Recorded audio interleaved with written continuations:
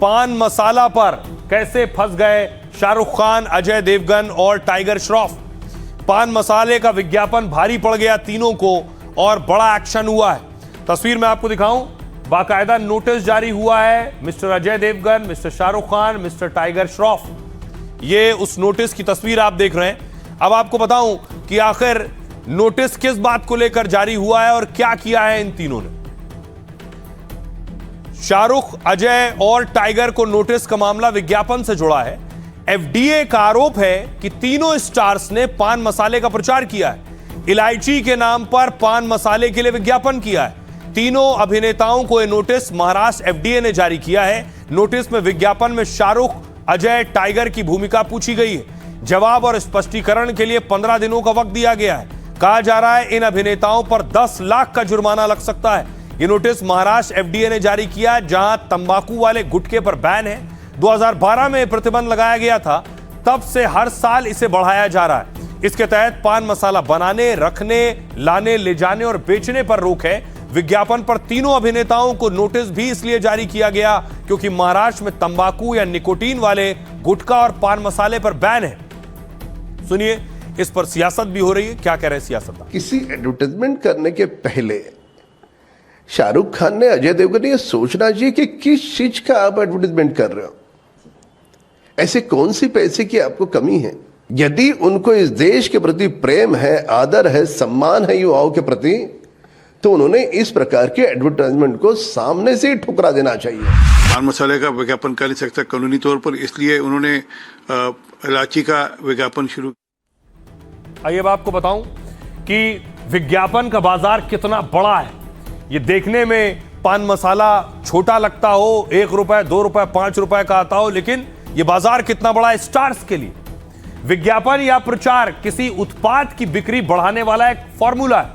सब्जी की दुकान पर अनाउंसमेंट से लेकर टीवी प्रचार तक इसमें आते हैं। भारत सहित दुनिया भर में कारोबारी विज्ञापनों पर पैसे लुटा रहे हैं। देश में बड़े बड़े बॉलीवुड एक्टर एक एक विज्ञापन के 8 से 10 करोड़ रुपए लेते हैं। रिपोर्ट के मुताबिक भारत में विज्ञापन का बाजार 1,55,000 करोड़ का है, जो कि इस साल 2 लाख करोड़ तक पहुंचने का अनुमान है। भारत में विज्ञापन का बाजार हर साल 10% की दर से बढ़ रहा है। विज्ञापन पर सबसे ज्यादा खर्च करने वाले देशों में चीन, अमेरिका सबसे आगे है। अमेरिका में विज्ञापन का खर्च सालाना 34 लाख करोड़ रुपए के आसपास है, जो पूरी दुनिया के विज्ञापन खर्च का करीब 35% हिस्सा है। इस मामले में चीन दूसरे नंबर पर है, जो कि 18 लाख करोड़ रुपए खर्च कर रहा है।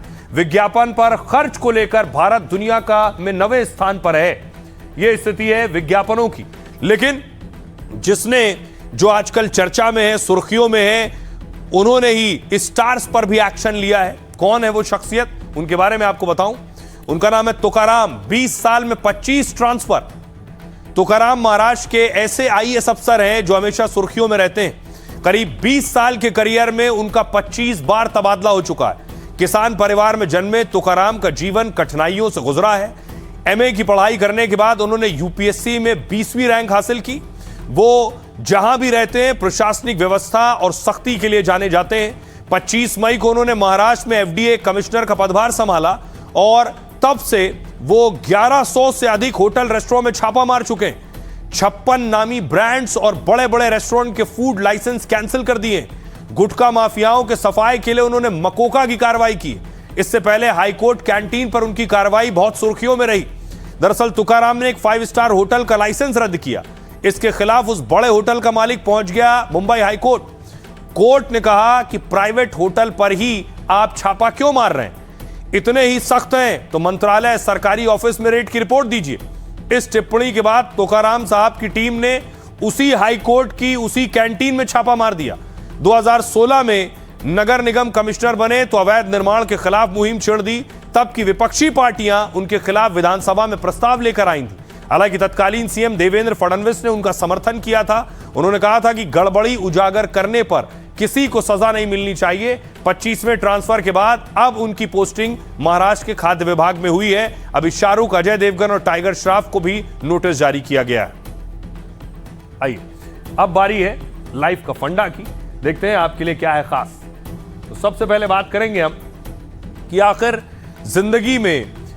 जिंदगी में मेहनत का जल्दी नतीजा नहीं निकलता है। तो कई लोग बेचैन हो जाते हैं, हार मान लेते हैं। ऐसे लोगों के लिए एक संत की कैक्टस और बांस वाली कहानी में लाइफ का बड़ा फंडा छिपा है।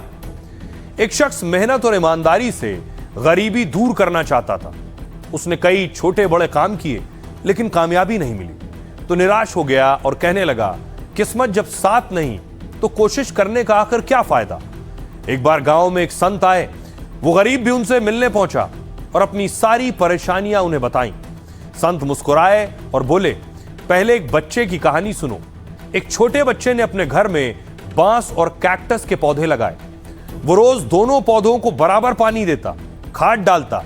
कुछ समय बाद कैक्टस तेजी से बढ़ने लगा, लेकिन बांस के बढ़ने का कोई निशान दिखाई नहीं देता था। बच्चा कभी कभी उदास हो जाता, लेकिन उसने देखभाल करनी बंद नहीं की। एक दिन अचानक मिट्टी से बांस का छोटा सा अंकुर बाहर निकल आया और फिर देखते ही देखते बांस का पौधा तेजी से बढ़ने लगा और कुछ ही वक्त में कैक्टस से भी ज्यादा ऊंचा हो गया।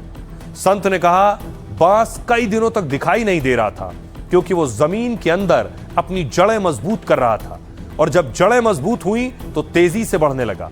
लेकिन अगर बच्चा धैर्य नहीं रखता और निराश हो जाता तो बांस कभी नहीं बढ़ पाता। इस कहानी के जरिए संत ने लाइफ का अहम फंडा दिया। धैर्य जिंदगी में सबसे बड़ी ताकत है। हर लक्ष्य, हर सपना तुरंत पूरा नहीं होता। जैसे बांस पहले जड़ें मजबूत करता है, वैसे ही जिंदगी में संघर्ष, सीख और अनुशासन आपकी जड़ों को मजबूत बनाते हैं। तो जहां से जो अच्छा मिले उसे अपनाइए, अपनी जिंदगी में उतारिए।